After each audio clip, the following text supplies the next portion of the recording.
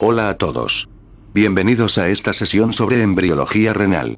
Como futuros nefrólogos, comprender cómo se forma el riñón desde sus etapas más tempranas es fundamental, no solo para entender la anatomía y fisiología normales, sino también para diagnosticar y manejar las anomalías congénitas del riñón y las vías urinarias, conocidas colectivamente como CACUT, leído como CACUT, que representan una parte significativa de la enfermedad renal crónica en niños y adultos jóvenes. Hoy profundizaremos en los complejos eventos celulares y moleculares que orquestan el desarrollo del riñón de mamífero.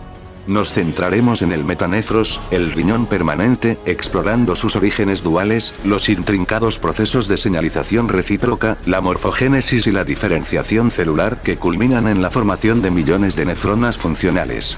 Recordemos brevemente que durante el desarrollo embrionario de los mamíferos, se forman secuencialmente tres sistemas renales: el pronefros, el mesonefros y el metanefros. El pronefros es rudimentario y transitorio.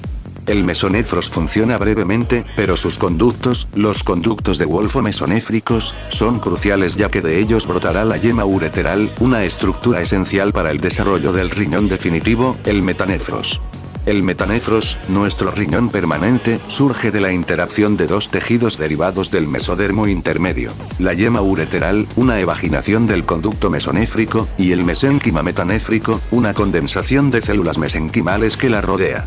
La clave de todo el proceso es la inducción recíproca. La yema induce al mesénquima a diferenciarse en nefronas, y el mesénquima induce a la yema a crecer y ramificarse para formar el sistema colector. Desarrollo metanéfrico. La yema ureteral. Comencemos con la yema ureteral. Alrededor de la quinta semana de gestación en humanos, la yema ureteral brota de la porción caudal del conducto mesonéfrico. Este brote inicial y su posterior invasión en el mesénquima metanéfrico son dirigidos por señales moleculares precisas. La señal inductora clave proviene del mesénquima metanéfrico. Es el factor de crecimiento neurotrófico derivado de la línea celular glial, GDNF, leído GDNF. Este factor se une a su receptor tirosina quinasa, RET, leído RET, que se expresa en el epitelio del conducto mesonéfrico y en la punta de la yema ureteral emergente. Para que RET, leído RET, funcione eficientemente, necesita un correceptor, el receptor alfa-1 del factor GDNF, leído GFR alfa-1, también expresado en la yema. La unión de GDNF, leído GDNF, a este complejo RET receptor alfa-1, leído Red GFR alfa-1, activa cascadas de señalización intracelular que promueven la supervivencia celular, la proliferación, la quimiotaxis y la formación del brote ureteral. La ausencia de GDNF, leído GDNF, o de RET, leído RET, conduce a agenesia renal, subrayando la importancia crítica de esta vía. La expresión de GDNF, leído GDNF, en el mesénquima está, a su vez, regulada por otros factores, incluyendo factores de transcripción como PAX2, leído PAX2, EYA1, leído EYA1, y SIX1, leído SIX1. Además, la señalización WNT, leído WNT, específicamente WNT11, leído WNT11, parece cooperar con la vía GDNF-RET, leído GDNF-RET, para iniciar el brote. Una vez que la yema ureteral invade el mesénquima, comienza un proceso fascinante y altamente regulado: la morfogénesis por ramificación. La yema experimenta divisiones dicotómicas repetidas, generando un árbol complejo que formará la pelvis renal, los cálices mayores y menores, y finalmente, los millones de conductos colectores. La punta de cada rama de la yema ureteral, llamada ampolla, mantiene la capacidad de responder a señales del mesénquima y de inducir la formación de nefronas. La ramificación está controlada por un equilibrio de señales estimuladoras e inhibidoras. GDNF, leído GDNF, sigue siendo crucial en las puntas para promover el crecimiento. Sin embargo, para asegurar una ramificación ordenada, existen mecanismos de retroalimentación negativa. Uno importante es la proteína SPROUT1, SPRI1, leído SPRI1, inducida por la señalización de RET, leído RET, y que actúa inhibiendo la propia vía de RET, leído RET. Esto podría ayudar a definir los sitios de ramificación. Otras vías importantes en la ramificación incluyen las vías de los factores de crecimiento de fibroblastos, FGF, leído FGF, y las proteínas morfogenéticas óseas, BMP, leído BMP. Por ejemplo, BMP4, leído BMP4, expresado en el mesénquima que rodea el tallo de la yema, parece inhibir la ramificación en esa zona, restringiéndola a las puntas. Por otro lado, FGF7, leído, FGF7, y FGF10, leído, FGF10, también desde el mesénquima, estimulan la proliferación de las células de la punta de la yema. Además, la señalización WNT, leído, WNT, juega roles complejos. WNT9B, leído, WNT9B, expresado por la propia yema ureteral, es fundamental no solo para inducir al mesénquima, como veremos, sino también para regular la propia ramificación y proliferación de la yema. WNT11, leído, WNT11, en las puntas y WNT7B, leído, WNT7B, en el tallo también contribuyen a este proceso. El resultado final de esta morfogénesis por ramificación es la creación de la arquitectura básica del sistema colector, esencial para transportar la orina desde las nefronas hacia el uréter. Desarrollo metanéfrico. El mesénquima metanéfrico y la nefrogénesis. Ahora, cambiemos nuestro enfoque al mesénquima metanéfrico. Este tejido es inicialmente una masa de células mesenquimales indiferenciadas que rodean la incipiente yema ureteral. Sin embargo, alberga a los progenitores de casi todas las células epiteliales de la nefrona, desde el túbulo conector hasta los podocitos del glomérulo. La primera respuesta clave del mesénquima a la llegada de la yema ureteral es la condensación. Las células mesenquimales se agrupan alrededor de las puntas o ampollas de la yema en ramificación, formando lo que se conoce como el mesénquima de la capa o cap mesenchime. Estas células condensadas expresan marcadores cruciales como los factores de transcripción SIX2, leído, SIX2, y CITED1, leído, CITED1. SIX2, leído, SIX2, es especialmente importante porque marca y mantiene la población de células progenitoras de las nefronas. Mientras las células expresen SIX2, leído, SIX2, permanecerán en un estado de autorrenovación, capaces de proliferar y reponer la reserva de progenitores a medida que avanza la nefrogénesis. La inducción clave para que estas células progenitoras comiencen a diferenciarse proviene de la punta de la yema ureteral, principalmente a través de la secreción de WNT9B, leído, WNT9B. Esta señal WNT, leído, WNT, activa la vía WNT beta-catenina canónica, leído, WNT beta-catenina canónica, en las células del mesénquima condensado que están destinadas a formar una nefrona. Esta activación induce la expresión de factores como WNT4, leído, WNT4, en el propio mesénquima. WNT4, leído, WNT4, actúa entonces de forma autocrina y paracrina para impulsar el siguiente paso crucial, la transición mesénquima epitelio, o TME, leído como TME. La TME, leído, TME, es un proceso transformador donde las células mesenquimales pierden sus características móviles y su matriz extracelular laxa, y adquieren polaridad apical basal, forman uniones estrechas y se organizan en una estructura epitelial esférica llamada vesícula renal. Además de WNT4, leído, WNT4, factores de transcripción como PAX2, leído, PAX2, y LIM1, leído, LIM1, también conocido como LHX1, leído, LHX1, son esenciales para este proceso. La vesícula renal es la primera estructura epitelial de la nefrona en formación. A continuación, la vesícula renal sufre una serie de cambios morfológicos complejos. Primero se alarga y adopta una forma de coma, llamada cuerpo en coma. Luego, se pliega sobre sí misma para formar el cuerpo en forma de S. Este cuerpo en forma de S es una estructura primordial que ya contiene los precursores de los diferentes segmentos de la nefrona. En el extremo proximal del cuerpo en S, el más cercano a la punta de la yema ureteral, se forma una hendidura que será invadida por células endoteliales para formar el glomérulo. Las células que recubren esta hendidura se diferenciarán en podocitos y células epiteliales parietales de la cápsula de Bowman.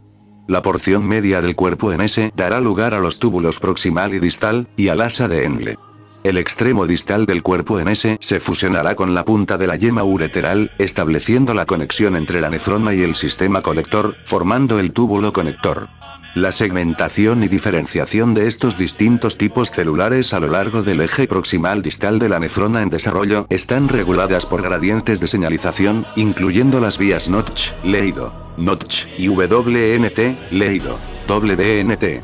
Por ejemplo, la señalización Notch, leído, Notch es crucial para la correcta formación del túbulo proximal y la especificación de los podocitos.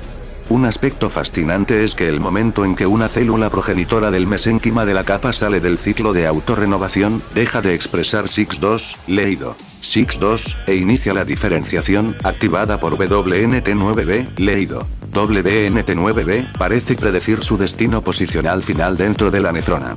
Las células que se incorporan temprano tienden a formar segmentos más distales, como el túbulo conector, mientras que las que se incorporan más tarde forman segmentos más proximales, como los podocitos y el túbulo proximal. La nefrogénesis, la formación de nuevas nefronas, continúa durante un periodo prolongado en el desarrollo fetal, y en algunos mamíferos, como los roedores, incluso después del nacimiento, hasta que se agota la reserva de progenitores SIX2 positivos, leído SIX2 positivos. El número final de nefronas, la dotación de nefronas, es variable y se cree que está influenciado por factores genéticos y ambientales durante la gestación. Una baja dotación de nefronas al nacer se asocia con un mayor riesgo de hipertensión y enfermedad renal crónica en la vida adulta. El equilibrio entre la autorrenovación de los progenitores, mantenida por SIX2, leído SIX2, y señales del estroma circundante, y la diferenciación epitelial, impulsada por WNT9B, leído WNT9B, y WNT4, leído WNT4, es, por lo tanto, fundamental para determinar la dotación final de nefronas. Glomerulogénesis y desarrollo vascular. Centrémonos ahora en la formación del glomérulo, la unidad de filtración del riñón. Como mencionamos, el extremo proximal del cuerpo en forma de S forma una hendidura. Las células que recubren la capa interna de esta hendidura están destinadas a convertirse en podocitos. Estas células comienzan a expresar factores de transcripción clave como WT1, leído WT1, el gen supresor de tumores de Wilms1. WT1, leído WT1, es absolutamente esencial para la diferenciación de los podocitos. Estas células precursoras de podocitos secretan altos niveles de factor de crecimiento endotelial vascular A, VEGF-A, leído VEGF-A. Esta señal atrae a células precursoras endoteliales hacia la hendidura glomerular. Estas células endoteliales migran, proliferan y se organizan para formar los capilares glomerulares. Simultáneamente, las células mesangiales, que proporcionan soporte estructural y tienen funciones contráctiles e inmunológicas, también migran hacia el penacho glomerular en desarrollo, probablemente derivadas de precursores endoteliales o del estroma. A medida que se forma el ovillo capilar, los podocitos en diferenciación envuelven los capilares, desarrollando su característica arquitectura compleja con procesos primarios y procesos pedicelarios interdigitados. Entre los pedicelos, se forma una estructura de unión especializada llamada diafragma de hendidura, que constituye la barrera final de filtración glomerular. Proteínas clave del diafragma de hendidura incluyen la nefrina, codificada por el gen NPHS1, leído NPHS1, y la podocina, codificada por NPHS2, leído NPHS2. Mutaciones en estos genes causan síndrome nefrótico congénito, resaltando su importancia funcional. Las células de la capa externa de la hendidura proximal del cuerpo MS forman las células epiteliales parietales que revisten la cápsula de Bowman. El desarrollo vascular renal no se limita al glomérulo. La formación de la vasculatura renal, incluyendo las arteriolas aferente y eferente, y la red de capilares peritubulares que rodean a los túbulos, ocurre en paralelo y coordinadamente con la nefrogénesis y la ramificación de la yema ureteral. Las señales como VEGF-A, leído VEGF-A, y las angiopoyetinas, actuando a través de receptores como VEGFR2, leído VEGFR2, y TAI2/TET, leído TAI2/TET, en las células endoteliales, son cruciales para este proceso de angiogénesis y vasculogénesis. Existe una interdependencia crítica. La formación adecuada de nefronas requiere una vascularización adecuada, y viceversa. Por ejemplo, la señalización de VEGF-A, leído VEGF-A, desde los podocitos no solo es necesaria para formar los capilares glomerulares, sino también para mantener la integridad de los propios podocitos. Rol del estroma renal. Hasta ahora, hemos hablado de la yema ureteral y el mesénquima metanéfrico. Pero hay un tercer componente celular importante en el riñón en desarrollo: las células del estroma o intersticiales. Estas células derivan del mismo mesodermo intermedio que el mesénquima metanéfrico, pero no se incorporan a las nefronas ni a los conductos colectores. En cambio, ocupan los espacios entre estas estructuras epiteliales. Inicialmente, el estroma es prominente, especialmente en la corteza renal, rodeando el mesénquima de la capa y las estructuras nefronales tempranas. Estas células estromales no son meros espectadores pasivos. Participan activamente en la regulación del desarrollo renal a través de la señalización paracrina. Expresan factores de transcripción como FOXD1, leído, FOXD1, que marca esta población celular. Las células del estroma cortical, particularmente las cercanas al mesénquima de la capa, el nicho de los progenitores de nefronas, desempeñan un papel crucial en el mantenimiento de estos progenitores. Secretan señales que ayudan a preservar el estado indiferenciado y la capacidad de autorrenovación de las células SIX2 positivas, leído, SIX2 positivas. Además, el estroma influye en la ramificación de la yema ureteral, por ejemplo, expresando BMP4, leído, BMP4, que restringe la ramificación al inhibir la señalización de GDNF, leído, GDNF, en el tallo ureteral. También regulan la expresión de GDNF, leído, GDNF, en el mesénquima metanéfrico. A medida que el riñón madura, las células del estroma cortical disminuyen en número relativo y algunas se diferencian en tipos celulares especializados, como fibroblastos intersticiales corticales, y posiblemente células productoras de renina en el aparato yuxtaglomerular y pericitos asociados a los vasos. En la médula, el estroma persiste y es importante para el ambiente hipertónico necesario para la concentración de orina. Por lo tanto, el estroma renal es un componente integral que interactúa dinámicamente con los compartimentos epiteliales para orquestar la nefrogénesis y la morfogénesis renal. Regulación genética, modelos experimentales y relevancia clínica. El desarrollo renal es un paradigma de control genético preciso. Hemos mencionado varios genes y vías clave. GDNF/RET, leído. GDNF/RET, WNT9B/WNT4/beta-catenina, leído. WNT9B/WNT4/beta-catenina, SIX2, leído. SIX2, PAX2, leído. PAX2, WT1, leído. WT1, BMPS, leído. BMPs, FGFS, leído. FGFs, Notch, leído. Notch, FOXD1, leído. FOXD1, entre muchos otros. Redes complejas de factores de transcripción, como los genes OX, leído. OX, SAL1, leído. SAL1, EYA1, leído. EYA1, OSR1, leído. OSR1, actúan coordinadamente para regular la expresión de estas moléculas de señalización y determinar el destino celular en el tiempo y espacio correctos. Gran parte de nuestro conocimiento sobre estos procesos proviene del estudio de modelos animales, principalmente el ratón.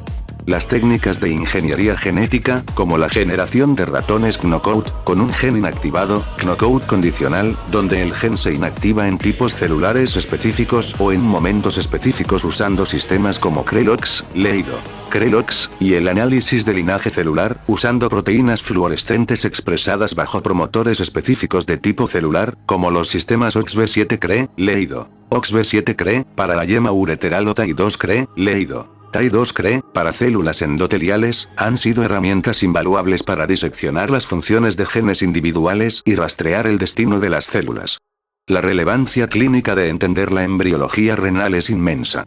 Las anomalías congénitas del riñón y las vías urinarias, CACUT, leído, CACUT, son la causa más común de enfermedad renal crónica en niños. Este espectro de trastornos incluye agenesia renal, ausencia de uno o ambos riñones, a menudo debido a defectos en la vía GDNF-RET, leído, GDNF-RET. Hipoplasia renal, riñones pequeños con número reducido de nefronas, que puede resultar de una nefrogénesis insuficiente o prematura. Displasia renal, desorganización de la arquitectura renal con estructuras anormales, a menudo asociada con obstrucción del tracto urinario o mutaciones genéticas. Riñón displásico multiquístico, RDMQ, leído. RDMQ, caracterizado por múltiples quistes no comunicantes y falta de tejido funcional, usualmente unilateral. Duplicaciones del sistema colector, reflujo vesíco-ureteral, obstrucción de la unión ureteropélvica, que resultan de anomalías en el desarrollo de la yema ureteral y su conexión con la vejiga. Muchas de estas condiciones tienen una base genética, aunque a menudo compleja y poligénica, interactuando con factores ambientales. Comprender las vías moleculares alteradas en CACUT, leído CACUT, no solo mejora nuestro diagnóstico, sino que también abre puertas para futuras estrategias preventivas o terapéuticas. Conclusión. En resumen, el desarrollo del riñón es un proceso exquisitamente coordinado que depende de interacciones inductivas recíprocas entre la yema ureteral y el mesénquima metanéfrico, con contribuciones esenciales del estroma y la vasculatura en desarrollo. Vías de señalización clave como GDNF-RET, leído GDNF-RET, y WNT, leído WNT, impulsan el brote ureteral, la ramificación, la supervivencia de progenitores, la transición mesénquima-epitelio y la diferenciación de nefronas. El equilibrio preciso entre la autorrenovación de las células progenitoras del mesénquima, marcada por SIX2, leído SIX2, y su diferenciación determina la dotación final de nefronas. Alteraciones en cualquiera de estos pasos pueden conducir a anomalías congénitas graves. Como residentes de nefrología, tener una sólida comprensión de estos eventos embriológicos les proporcionará una base fundamental para abordar la enfermedad renal a lo largo de la vida de sus pacientes. Gracias por su atención.